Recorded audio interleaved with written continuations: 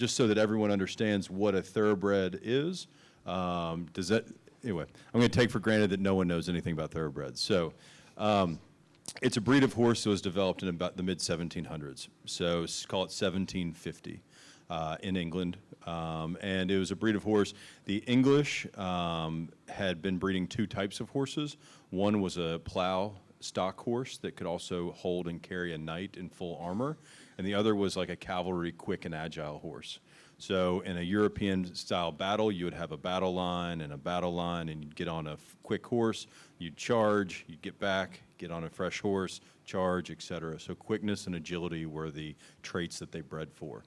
As they were developing overland trade routes to India and China, they came across the Arabian Peninsula, modern-day Saudi Arabia, Turkey, etc. Istanbul was kind of the main kind of city, and in Istanbul, it might have been called Constantinople at that point. They came across Bedouin people. Bedouins were nomads who rode Arabian horses. And for millennia, they'd been breeding horses that had great endurance. They would wander the desert in search of water, food, shelter. So the idea was, well, what if we cross some of these Arabian endurance genes with our quick and agile genes? Can we breed a horse that can sustain a high speed over a distance of ground? And that's the modern thoroughbred. So all thoroughbreds trace back to these three Arabian stallions: the Darley Arabian, the Godolphin Arabian, and the Byerly Turk. Well, my horse is faster than your horse. No, it's not. Well, let's race. And so the rules of racing were written in the mid-1700s.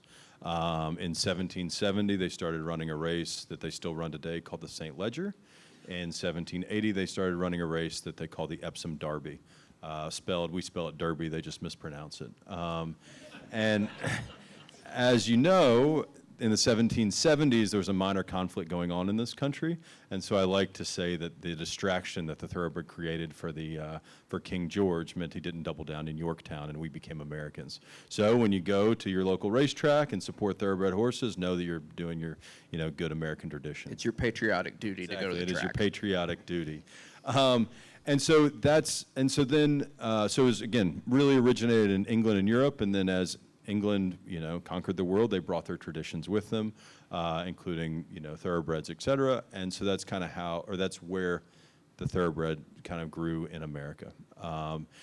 During the Civil War, Kentucky developed a reputation of being a place of great horses.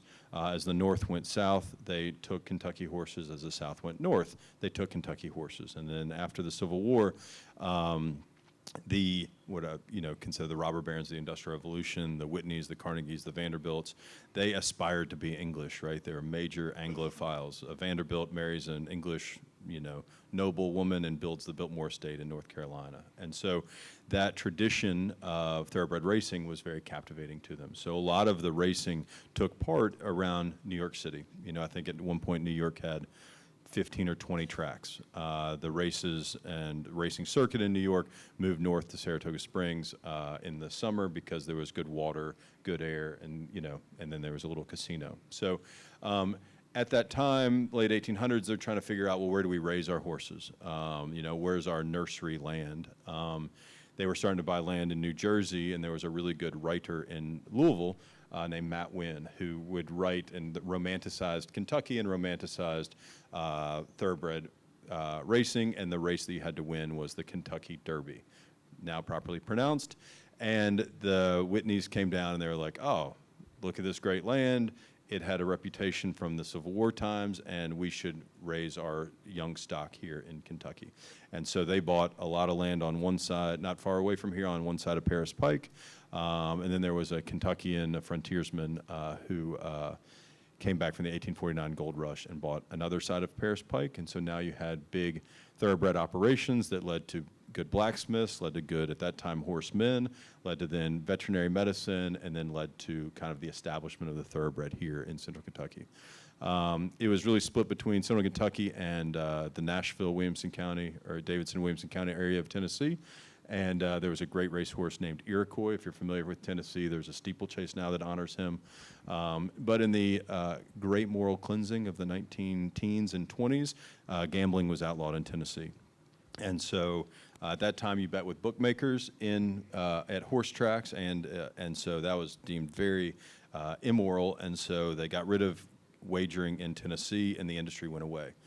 Legislation was meant to be passed in Kentucky to do the same thing, and there was a minister who was from England who went to Frankfurt and pontificated the merits of parimutuel wagering and felt like everyone was going to bet, and the best way to bet was in a parimutuel system. So what that means is that when you go to the racetrack and you bet, the house doesn't care who wins, you know, and we all bet $1 into a pool, and the winners, whoever the winning number in that pool gets a split of the pool proceeds after the racetrack takes its cut. And so this guy named Dr. Settle, who was, again, an English minister, was like, you know, everyone's going to bet. The best way to bet is parimutually, where there's not an interest in the house and there's no opportunity for cheating. And so he was convincing, I guess I would say. So parimutuel wagering was established in Kentucky, and that really helped firm up the position of Kentucky as the center of the thoroughbred industry in the United States. Fast forward, my grandmother, and I think this is relevant. I will stop talking. You can ask questions, but I think this is relevant to. So my grandmother was born in 1926. She's the fourth daughter of her father, but the first of his first wife died, remarried. He and his wife had my grandmother and then another daughter. So my great grandfather had 5 daughters really quickly. But born in 1926, she was his first child born with the right to vote. So women's suffrage and the right to vote came in 1920, which again, I just kind of level set how generations can change. So my grandma was born in 1926. She loved horses, was caught sleeping in the stable with horses when she was 3 years old, or found, I shouldn't say caught. Everything she did was around horses. Everything she wanted to be was with her father raising horses. She's married in 1945, has 2 children. She was married, they divorced, remarried in 1949, has 2 more children, my dad being the youngest, born in 1954. They moved to Houston. She is not involved with horses, and by 1959 is like, I got to get back to Kentucky and start this farm. So she comes back to Kentucky to start our farm in 1959, 1960 with her father, who then has a heart attack and dies in 1962. My great-grandfather was instrumental in the founding of Keeneland, which is our local racetrack. It's a not-for-profit that it was established to better the breed. And he ended up dying at Keeneland, which was a very kind of like appropriate place for him to, I guess, be laid to rest. I think what's interesting, so then my grandmother goes, and now she's totally upside down because she had come back to start this farm with her father, and she goes to her oldest sister's husband, who's now the patriarch of the family, and is like, well, what should I do? And he says to her, well, why don't you arrange flowers like your sister?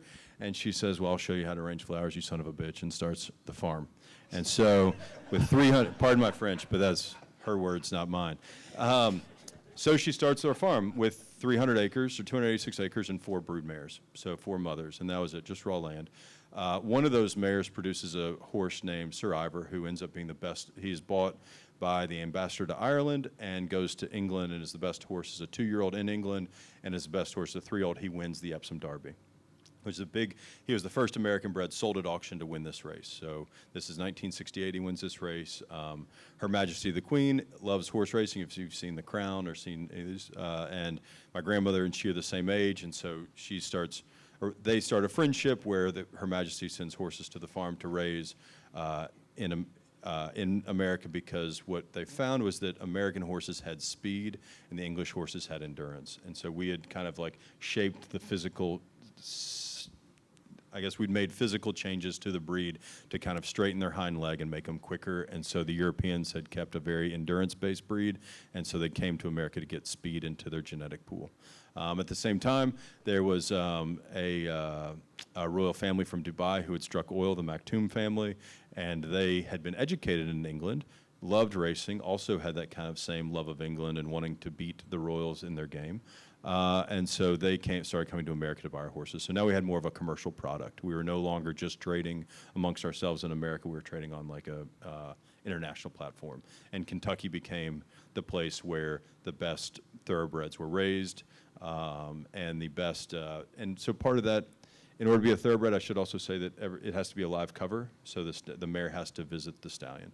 Around these same times, how I'm going to really, for the scientists, please like caveat everything I'm going to say. It's probably wildly wrong, but anecdotally right. But how So horses have an estrous cycle, not a menstrual cycle. They develop a uterine lining upon fertilization. In the 1960s, and how they come into season and develop their ovulatory cycle is by their exposure to light, right? So with an 11-month gestation, they would come into season late spring, early summer, so that they're foaling into the spring grass, which has the sugar to sustain milk production. So in the 1960s, right just around the corner from here is a veterinary hospital called Haggard Equine Medical, and there were some vets there who were exploring with the idea of putting they had just started rectal palpation, where they were starting to measure follicle development and growth on their ovaries at various stages, and then they would start experimenting with bringing mares into the barn at nighttime in December and January and turning the lights on, and whether or not that artificial light mixed with the daytime light of turnout would stimulate follicle development.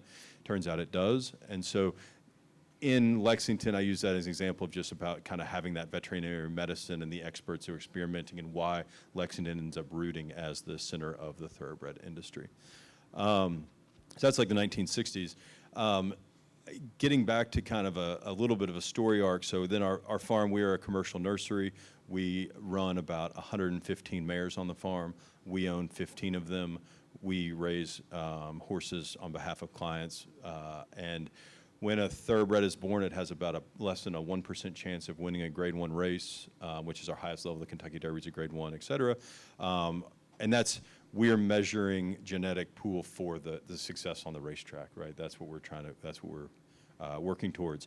Believe it's part genetics, but also part raising and part, it's like the nature versus nurture. And so from our standpoint, or our great fortune, horses coming from Mill Ridge win at about a 2.5% clip of winning Grade 1. So we're like 2.5 times more likely to win a Grade 1 than the competition, which is something that we don't take for granted, because every year you're striving for it and they're really hard to come by. Of the horses, our clients, they pay us $50 a day to take care of their horses, just to kind of keep that in perspective.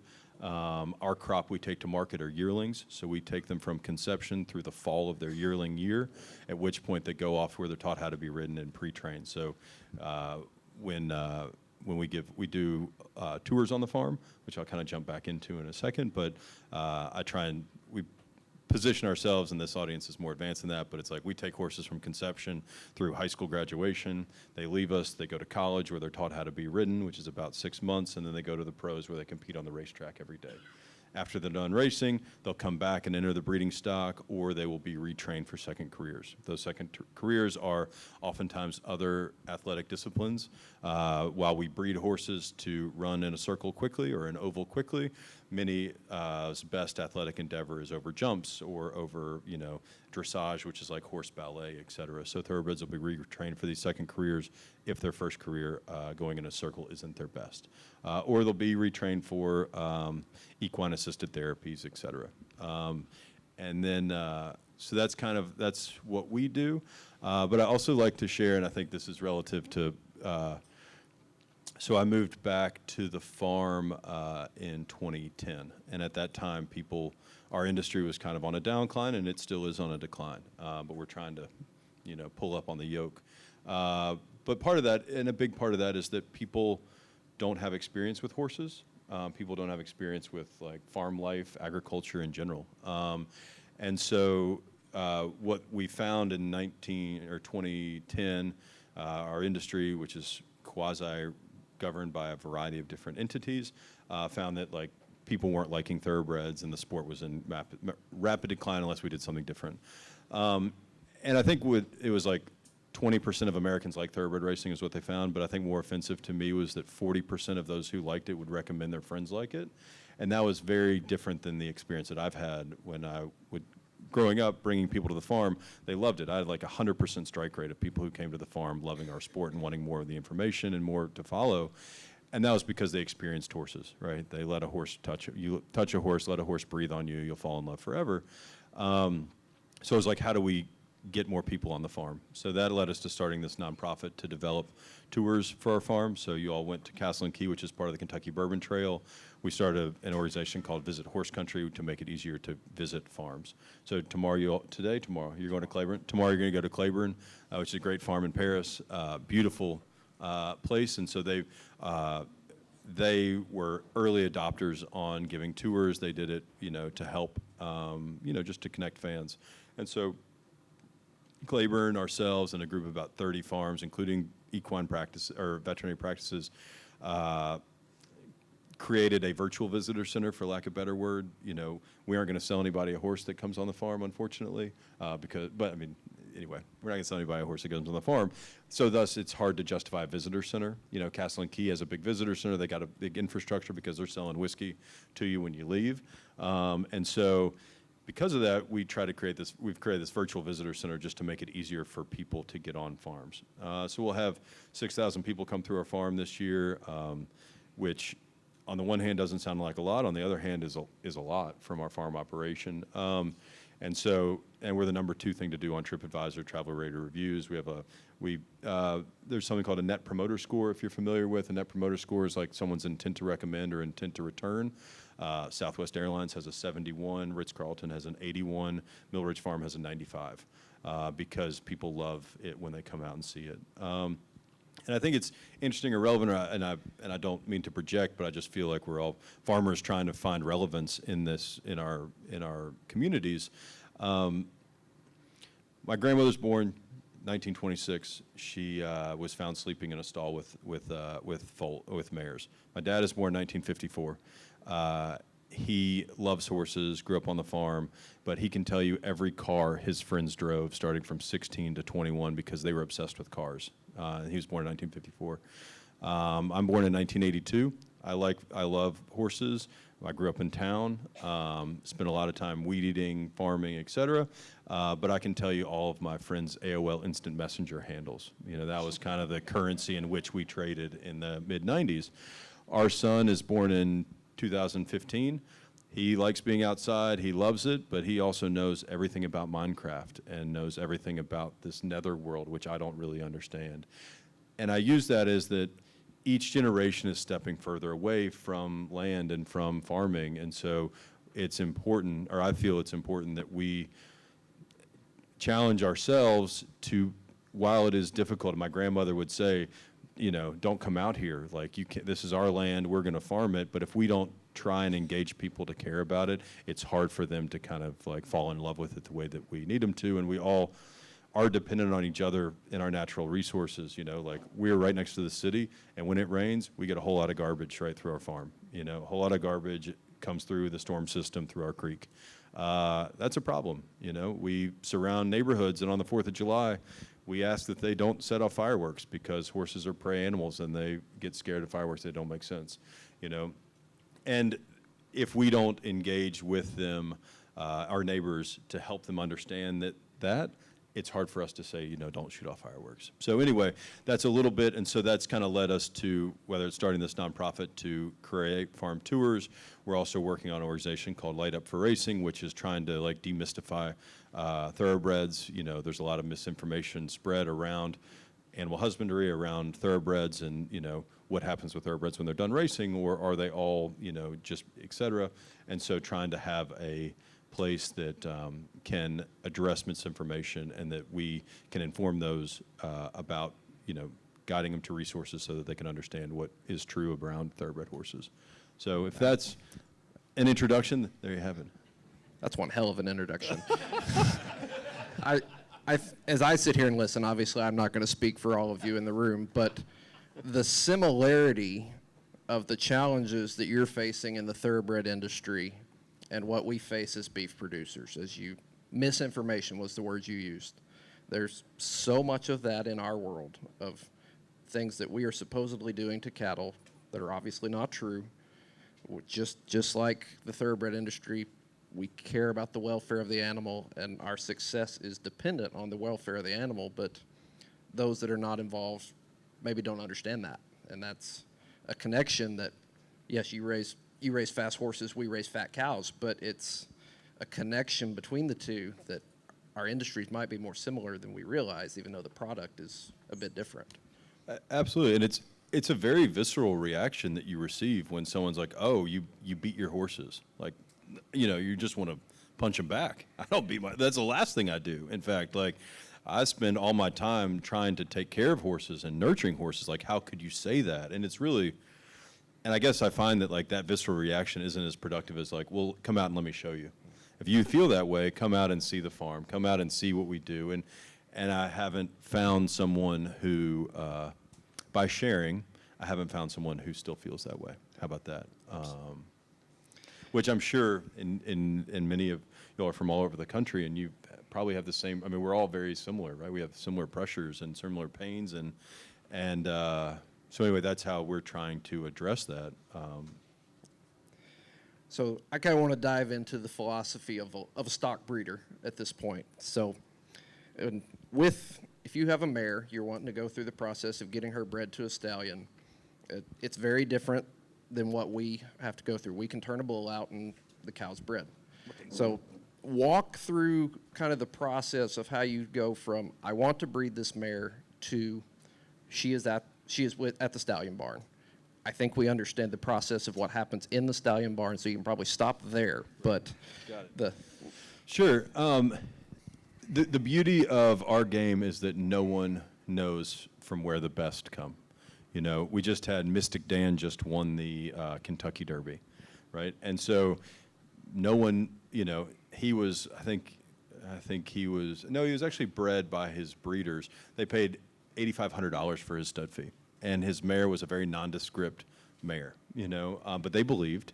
And then they raised him in such a way, and they gave him to Kenny McPeak, who trained him in such a way that, by God, he got to the finish line first. And he beat a horse who was a $2 million horse named Sierra Leone, and a horse that came from Japan. And in that photo finish, which is between, I mean, they finished after running 1.25 miles, a distance between me and Matt, all three of them, just under we call that a blanket finish, where you could throw a blanket over them, that all three be there. So in those three, there are kind of maybe some interesting examples of that. So in our game, we're trying to find Serena and Venus Williams' mother, and then we're going to try and find Serena and Venus Williams' father, and then we want to create Serena and Venus Williams, right? Because not only do they happen once, it happens twice, right? Now, in their story, which I know somewhat but not so well, there's a lot of nature and nurture, right? Yes, they had the athletic genes where they were tall and quick and these things and strong, but then they also had the willpower to practice and to, you know, hustle and to determination to win, right? I quickly use the examples like Michael Jordan doesn't have a successful son, yet, you know, he himself was arguably the greatest in all time. And I think that, so in raising thoroughbreds and in choosing stallion attributes, while no one knows from where the good come or the best come, we have our philosophies, right? So if you have a mare who has demonstrated athletic tendencies to have great endurance, so she might have run 1 mile plus races, right? You might say, or one strategy is you breed like to like, which would mean you'd breed her to stallions who also have great endurance. And maybe by combining those two attributes, you're going to get a great horse who can run with great endurance, or you might get a slow one-paced horse. And honestly, you don't really know. Some people have the philosophy that that works. Others will say, let's breed complementary. Let's breed speed to endurance to then get, you know, the best of both. There are others that will come through and say, you know, breeding physical types. You know, this mare is a little small, and so she needs to breed some size into her, et cetera. So it kind of all depends. But let's say whatever philosophy you choose. My father started a consulting business called Nicomo Bluntstock. So he's a Charles Schwab of your equine portfolio, and one of the main things he does is matings, which is assessing mare's qualities and stallion qualities. So, and he would say, if he were speaking, he would say, you're trying to get he's trying to make a soup, and there are various ingredients he's pulling from each stallion, has various ingredients he's trying to pull into this genetic pool, and then, you know, hope it works. Now, from his standpoint, he's done the mating for 3 Kentucky Derby winners in the last, 20 years. So however he's assessing has been doing very well. But you've got your mare, you've identified her best qualities, you look at the stallion pool and you say, you also want to be cognizant of cost, because we're all cognizant of cost. So if you have a really good high school athlete as a mare, just kind of like her attributes, she's a great high school soccer player, right? That's okay. Well, let's say she's worth $50,000. So you're going to try and breed her to a stallion you don't want to breed her to $100,000 stallion because she's maybe not good enough for that. It's like you're not going to be able to afford it. You kind of take a fraction of kind of a mare's value and try and breed a stallion to it, because a mare will be in production from when she retires from the racing at 3, 4, 5, or 6. She can be in production until her early 20s, and she's typically in foal every year until she's telling you naturally that she doesn't want to be in foal. So she's not conceiving. In a year, you give her a year off, and then you start back again. We can get into kind of reason if it's of interest. So she's got her quality. She's a high school, athlete, and you say, oh, she's a high school soccer player. Well, let's find a stallion who's in that kind of $10,000 to $15,000 range, who might breed some size to her, or might breed this, or might have some commercial, attributes that if you're going to breed to sell, you're going to, want to complement. Or if you're going to breed to race, you're going to go after something different. I have a turf track. I want to breed a dirt horse. I'm going to go find a stallion who was very good on dirt. So they just kind of gave some examples. Now, if you have Simone Biles, I guess she's like the best athlete right now. If you have Simone Biles, super athlete, super gymnast, super quick twitch muscle, I'm going to try and breed her to maybe breed those attributes to a stallion who has great endurance and maybe more size, and then, so those are kind of some ways, but it's different, I think. Ours is, anyway, it's not accidental, but ours is the beauty of the business, I think, was so captivating, is anyone has a chance. Sheikh Mohammed, who has spent billions of dollars on horses all around the world, has never won the Kentucky Derby. And two self-described dumbasses started the Dumbass Partnership, and they raced California Chrome, and he almost won the Triple Crown. And it was based on, they owned California Chrome's mother in a racing partnership. They showed up to see her because the partnership was dissolving, and the guy bringing her out was like, stood her up, and these guys were like, oh, I think we like her, I think we'll take her. The guy holding her says, whoever takes this mare is a dumbass. And they said, well, we like her, we're going to take her.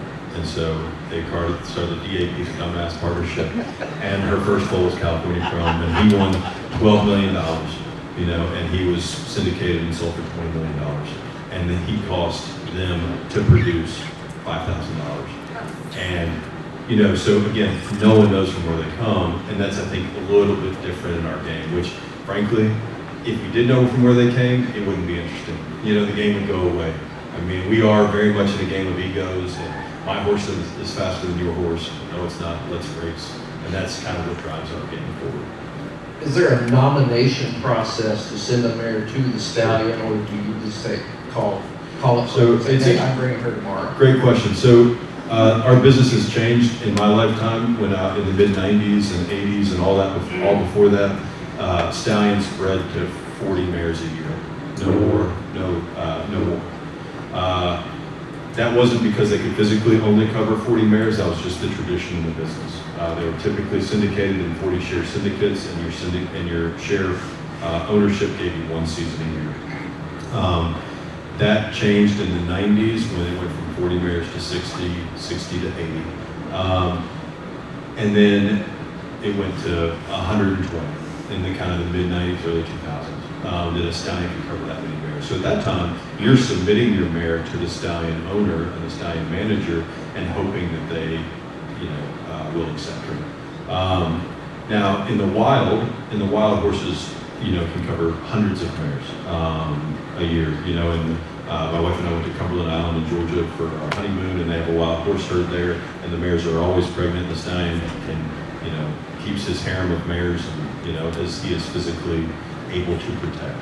And then once the colts become 2 or 3, they're kicked out of that herd, and then they run together as a pack until they take on the stallion, and then they try and get their own, as they describe them, harem of mares, etc. So stallions in the wild can cover more than this. So to answer your question, 20 years ago, 30 years ago, you had to apply. Now stallions, the most popular stallion, covered 275 mares last year, which has a different market condition, right?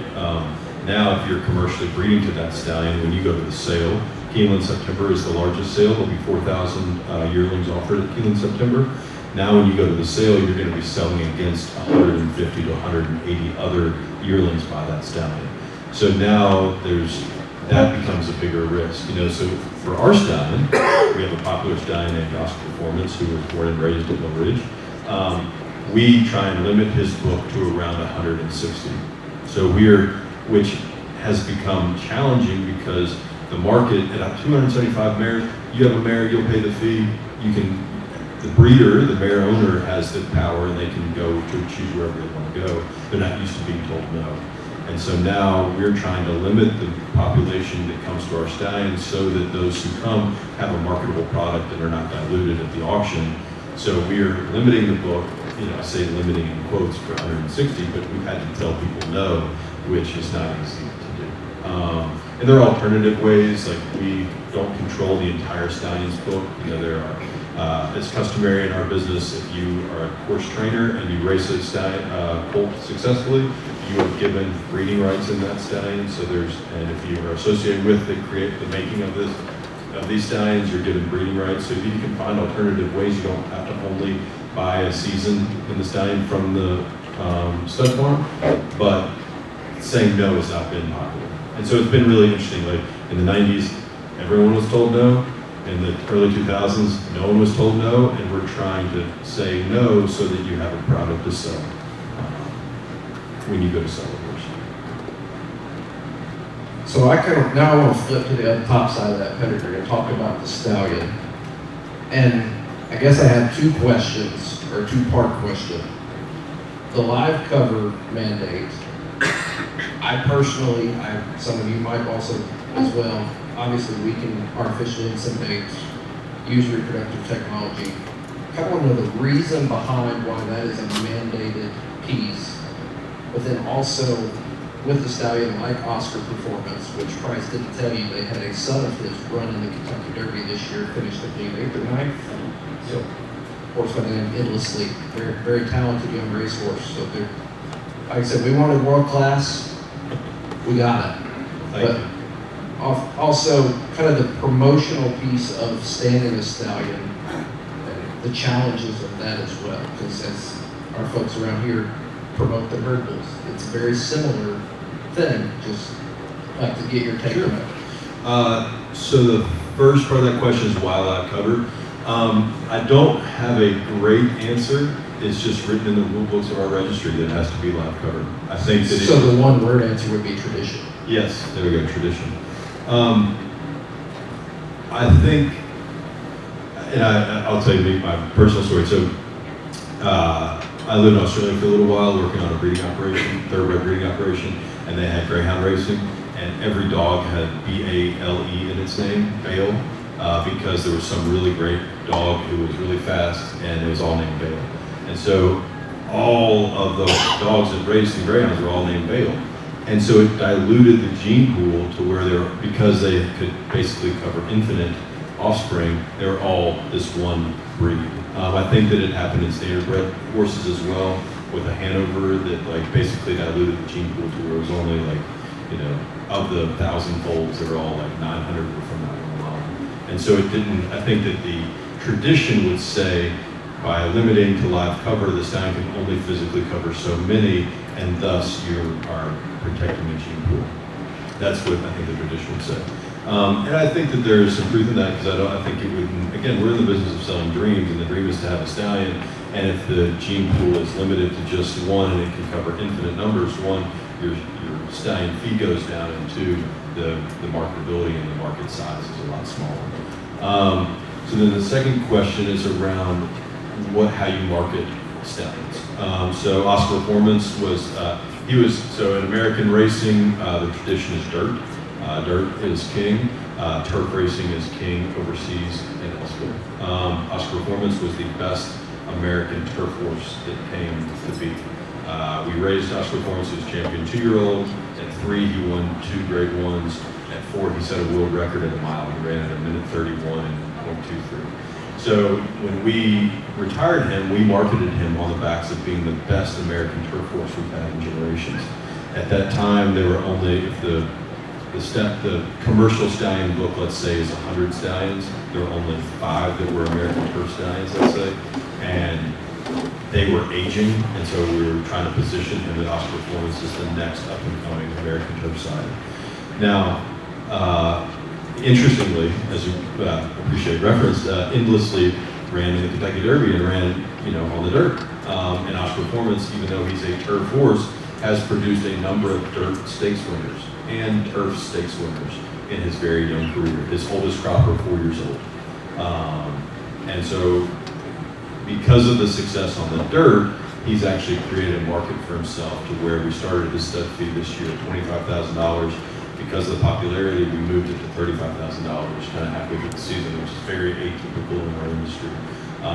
But midway through the season, he really hadn't sold that many breedings, and it took the results on the racetrack that really kind of got him going. And now we'll see what will happen next. Now, how do we market him? And I think this is what I always have to remind myself. With an 11-month gestation, the first crop, they're in the belly, or in the uterus, for 11 months. And so that's a year. And then the next year, they're foals for a year. And then they're yearlings for a year. And then they're 2-year-olds. And it's not until they're 2 that they can actually start running. And really 3 is when you need to evaluate, if they're going to be good or prolific or not. So that's a 5-year feedback loop on if they're successful or not. And so during that time, there's a new crop of horses who have won the Kentucky Derby, have won these races. And then there's each year. So by the time they're on the racetrack, there's 4 or 5 years of Kentucky Derby winners going to stud, et cetera. And so each year you're having to kind of position and reposture your marketing. So the first year you're marketing on the racing success. And then the next year you're marketing still on the racing success until the end of the season. So our breeding season also is February 14th. We're really romantic in the thoroughbred business. And then ends on July 1st. The idea being that if you breed on February 14th, you have a foal January 14th, and every horse's birthday is January 1st, so then they run in divisions. So our Northern Hemisphere breeding season runs February 14th through July 1st. So second year, you're marketing still racing exploits. Also, when we're marketing, we are partnering up with other breeders and selling shares in the stallion so that we aren't having to go out and sell all the breedings, but that those shareholders are going to be submitting mares and breeding mares and supporting them, diversifying the hands in which the offspring are in to help give them the best success. By year 3, you're marketing, those are the best looking foals I've ever seen. Oh my God, have you seen these foals? What great foals. They're going to be the best athletes ever. Year 4, you're marketing, wow, these foals have grown into the best yearlings. Oh my goodness, what great yearlings. Year 5, now they're being ridden. Now they're being ridden in the springtime, and they're starting to have 2-year-old sales, which are like college graduate sales, where they're actually, for the first time, demonstrating athletic ability under tack, being ridden. And you're like, wow, those are so fast. Ooh, golly, rumors out of Ocala, where a lot of our thoroughbreds are pre-trained, but wow, these are the best horses I've seen. In year 5, you can't BS anymore. They're either good runners or they're not. But up until that moment, that's what you're kind of selling, because now they're on the racetrack and racing. So this is a fun fact. Some of you were in Symposium for Junior Nationals this summer, and across the parking lot from the tie-outs, there was a small track where there were horses preparing for a 2-year-old sale the following Tuesday after we left.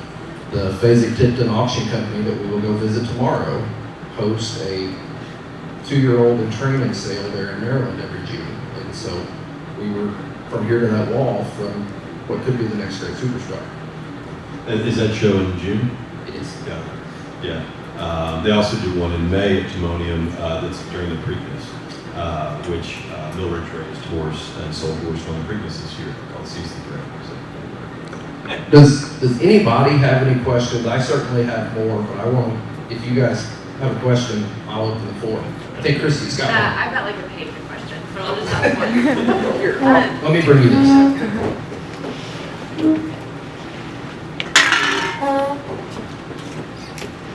You've talked a lot about tradition. Are there aspects of the business that you feel like that tradition has been detrimental? What are they? Is there tradition that you feel like is worth fighting or changing? Or is it just that's the way it is and we don't talk about it? Yeah, I mean, maybe in some regards, I guess the tradition for the sake of tradition has been detrimental.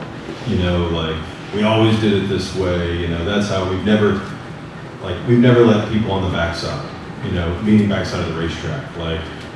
We've never let people on our farm, You know, like my grandmother like would say, don't come out here, you know, we farm, you stay over there, the racetrack should be where you fall in love. The racetrack needs to do a better job, the racetrack needs to do it, instead of, I think that in a way that was tradition for tradition of, that's where the turnstile is, that's where the public can access it, don't touch us.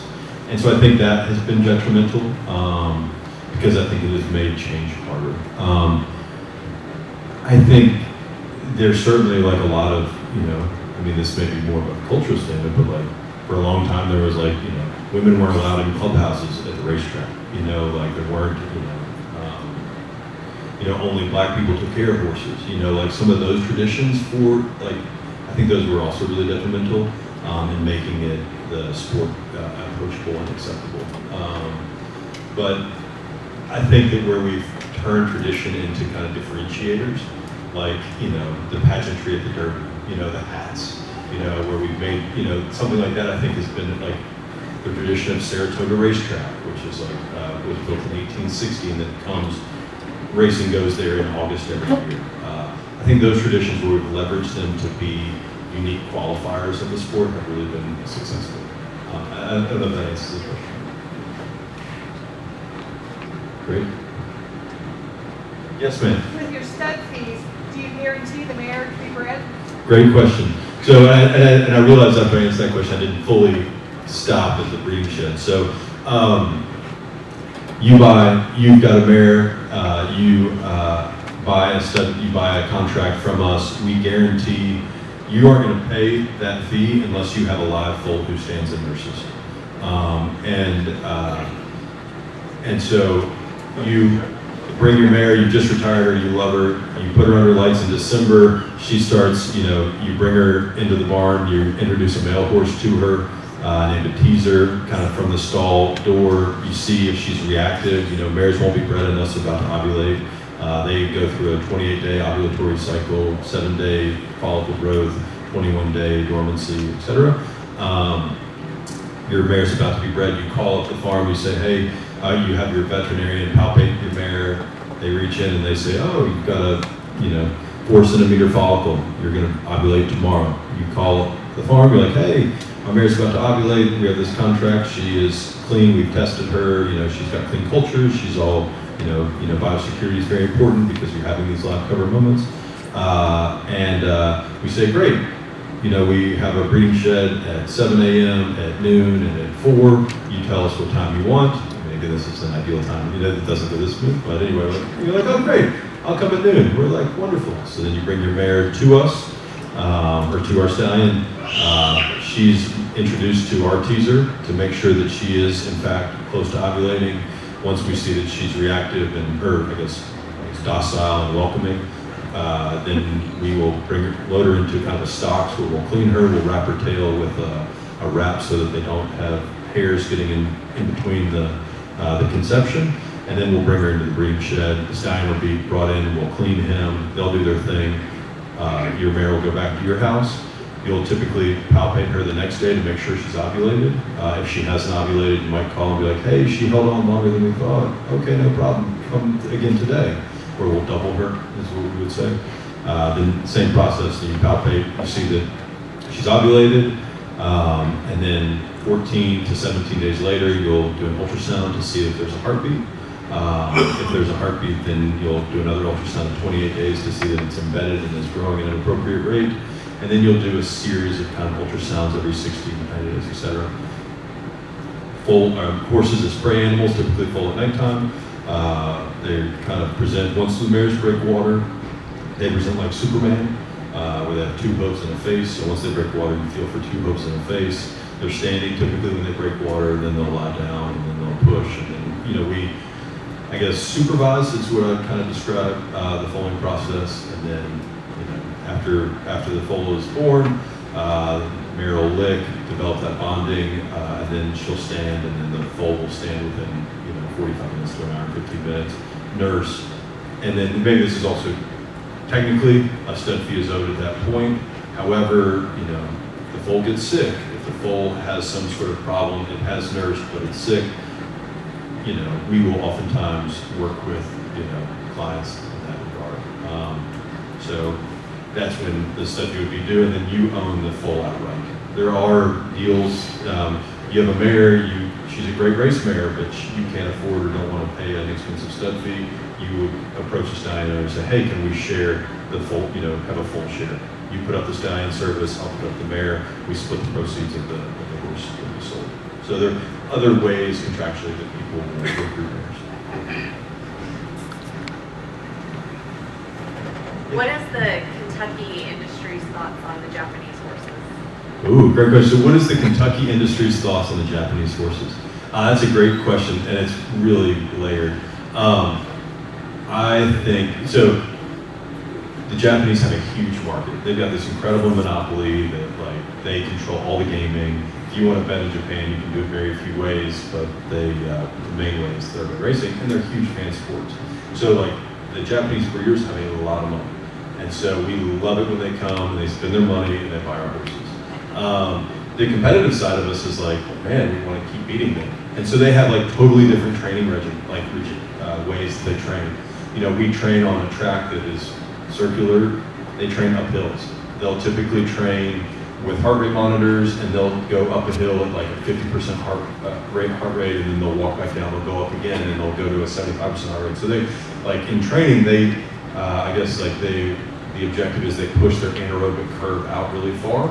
And so I think that creates this really good foundation base to where they are really good on the global market, on the global racing scene. The Japanese right now are killing us, and killing the Europeans, killing everybody, Australians, which I think is really good. It's competitive. We're competitive. We should maybe think about not doing training just turning left. You know what I mean? Horse goes out, it runs in a circle turning left, and then it goes back to the barn. Maybe we should, change. Maybe we should do something different, or train at a lower speed for a longer period of time. And that's, I think, that's also the beauty of racing. No one knows exactly how it works, and you kind of always have to be adjusted. So anyway, I think that in general, Kentuckians love Japanese because they spend a lot of money and buy our horses, and I think that they kind of invigorate a competitive spirit in us. So, great question. Any other questions? You kind of touched on it, but I know it'd be hard to put a percentage on it. Percentage between genetics and training. So great question. So the question is, what's the percentage between genetics and training? I guess I'm a big nurture guy, so I'd skew on nurtured, because and so I'll speak to that a little bit. So again, horses are herd animals and they're prey animals. We're predators, and so we need them to accept us to ride their back, ride on them. We need them to accept that when the jockey says, don't go fast, relax, that you're going to conserve your energy. You're not going to spend your energy fighting the jockey on their back. And so I think that what we try and establish in our horses is that but as herd animals, we want them to play. We want them to develop and nurture that alpha competitive, desire, right? And so, but we want them to do that complementing with our human engagement. So we will keep horses turned out a lot. They're outside playing 20 plus hours a day throughout their entire life on the farm. But we will lead, when they're young, mare and foal, we'll lead the foal with the mother. So we're putting our hands on the foal and walking them into the barn, walking them out to the field, because we're trying to put ourselves in the relationship with mom and baby. We're also trying to put ourselves in the relationship when they're this big and they're used to being held and touched and things like that, so that when we ask them to walk on a trailer, that they trust us to do that. When we ask them to accept a rider on their back, that they ask them to do that. So I'm a big, nurture person, because I think that nurturing and that you don't, at the end of the day, know why a horse wants to get there first. American Pharoah is a horse people probably heard of. He won the Triple Crown. American Pharoah lost the Travers, which is our midsummer derby at Saratoga, and he lost because there was a horse named Frosted who was to his outside, and Frosted was right on him the whole way around, and Frosted gave a heck of a 1 1/8 race, and at a 1 1/8, American Pharoah pulled in front of Frosted, and he was you could see him kind of there's the thing, I'm there.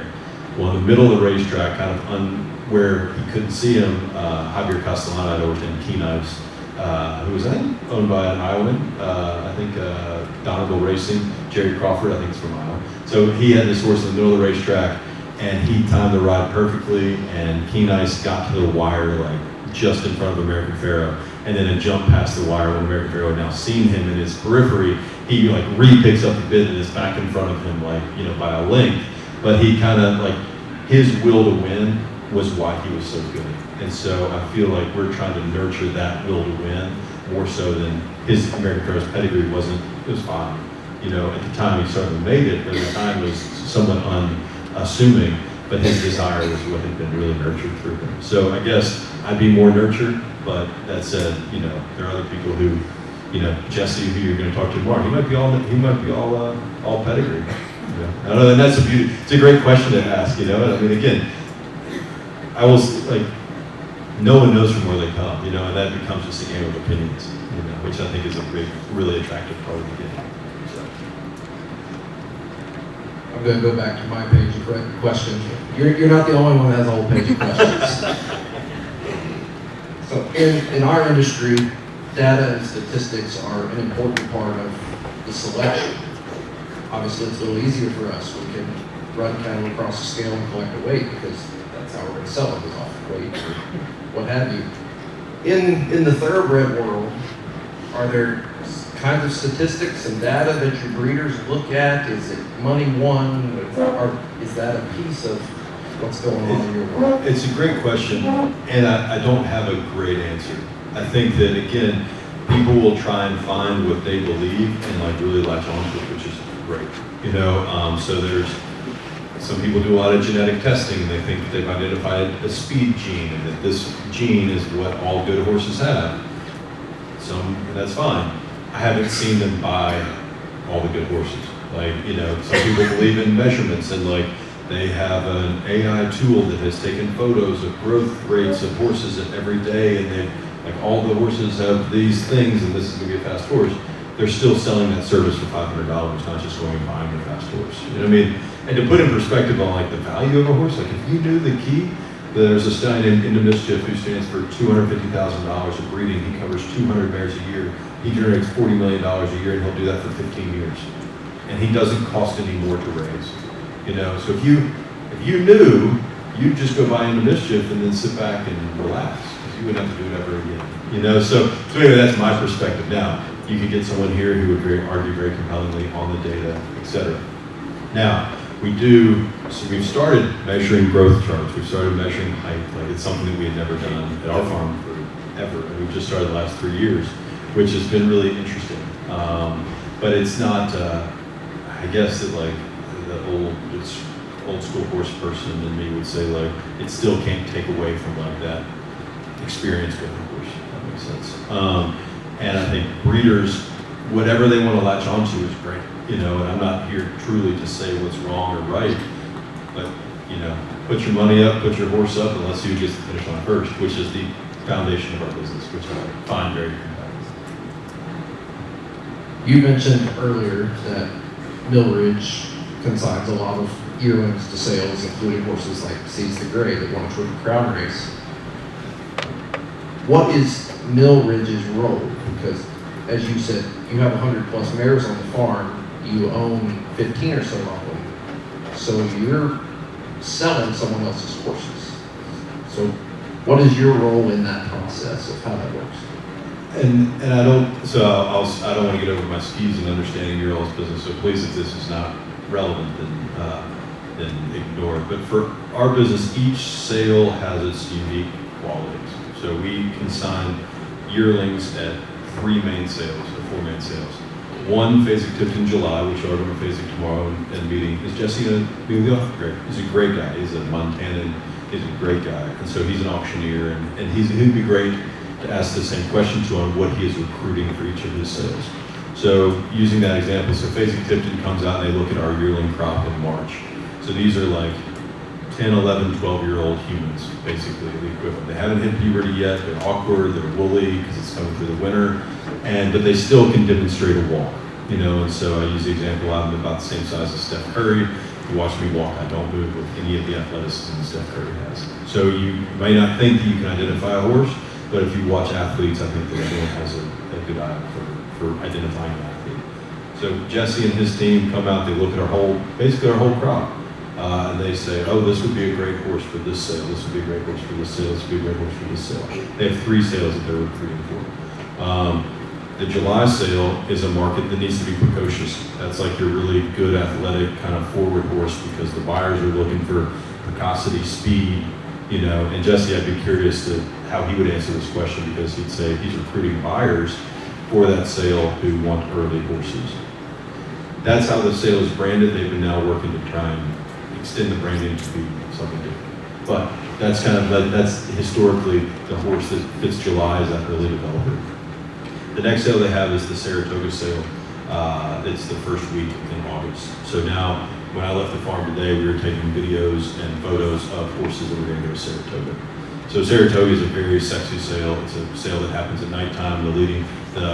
They sold a horse for $4 million there last August. So this is a cocktail sale. It's a very, if you hit the bullseye, you really hit it. If you miss the bullseye, you really miss it. There's not a lot of margin for error. But at the Saratoga sale, every horse is going to be seen. Okay, so every horse will be seen. In the biggest competition is the Keeneland September sale. There are 4,000 horses on offer. At Saratoga, there are 250 horses on offer. So our strategy going to Saratoga is take horses that we believe in, that we think are athletic, that we want everyone to see the horse, but we don't necessarily have to get, we're not looking for $4 million.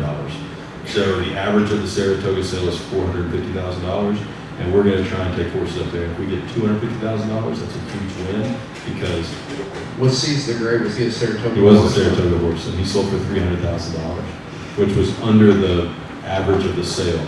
But from our standpoint, we'd appraised him at 125. If he had been at Keeneland September, he could have been lost in the 4,000. He would have been probably hit 1,800 to go through the sale, and the people we wanted to see him were shopping hips, 1 through 600. And so that's kind of a little bit of how we play various sales. So our job is to then go for our clients, whether the horses are on the farm or the horses are on their farm, and say, this horse, this is the type of market that this horse belongs in. And it's our job to try and place it in that market. And so we use the Saratoga sale as a place to make sure, you know, it might be like the market wouldn't value older mares, let's say. You know, the older, like produce of older mares, the kind of thing, they're not as sexy as, you know, younger mares, right? It's easier to sell a dream than a reality at times. And so we'll oftentimes take, you know, yearlings out of older mares to Saratoga that we think are really athletic, you know, because we want buyers to look at them, we want people to see them, and then there'll be, we don't want our client to lose, not because the horse wasn't seen. If that makes sense. Like we want to put the horse in position. And so Phase 8 Tipton are great partners in helping us identify that strategy and what horses. So we sold Seize the Gray for $800,000 or $300,000. He went on to be a Preakness winner. And we also played Saratoga, and I'm not trying to just play this, but I think it's relevant to you all going to Phase 8 Tipton tomorrow. When we first had our first crop of Oscar performance yearlings, the market hadn't seen him, right? And the market thought that he was just a turf horse. And so we used Saratoga to take 2 nice Oscar performance yearlings to the market because that's where all the good breeders are. We wanted them to see our Oscar performance yearlings so that they would consider breeding to him the next year. So getting back to how we market our stallion in those years in which he doesn't have runners, we wanted to put him into the market in a place that buyers could come and see him and we could talk to them about what we liked in them. And so that's kind of how, and then in September, where there are 4,000 horses, it's about figuring out what book placement, like which each book has, you know, early books have 500 or 250, later books have 400, you're selling 400 horses a day, you know, bang, bang, bang, bang, which I guess in cattle auction you might sell more than that, but, and online, and now online has become a big presence. Phase 8 Tipton's been very innovative towards the online program, and so we've enjoyed the online auction process, mainly through leveraging videos and trying to say, and that's Jesse, like when we first started doing online auctions, I was like, well, let's do a video of me telling you my sales points on why I like this horse. And if 2 people look at it, that's more than, you know, for cheaper horses, they might not be brought, they're brought to an auction place, but they might not be brought out of the stall until they go to the auction because there's just so many horses and the buyers stand in the back as opposed to going out to the barns to see them. And my feeling was, well, if 10 people watch my YouTube video about why I like this horse, that's 10 pitches that I was able to make that I couldn't in a live auction.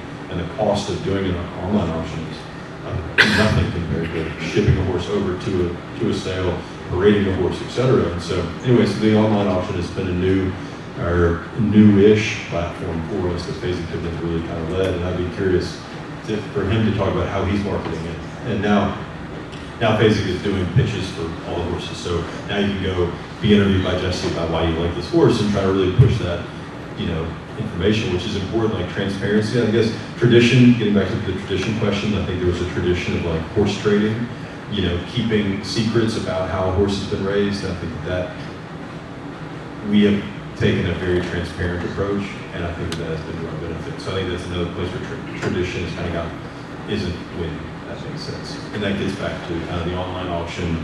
We'll put full health records up, which you don't have to. We'll ask, we'll answer questions, talk about horses, etc. As we get ready to wrap up here and head into lunchtime, we probably got time for one more question if anybody has one.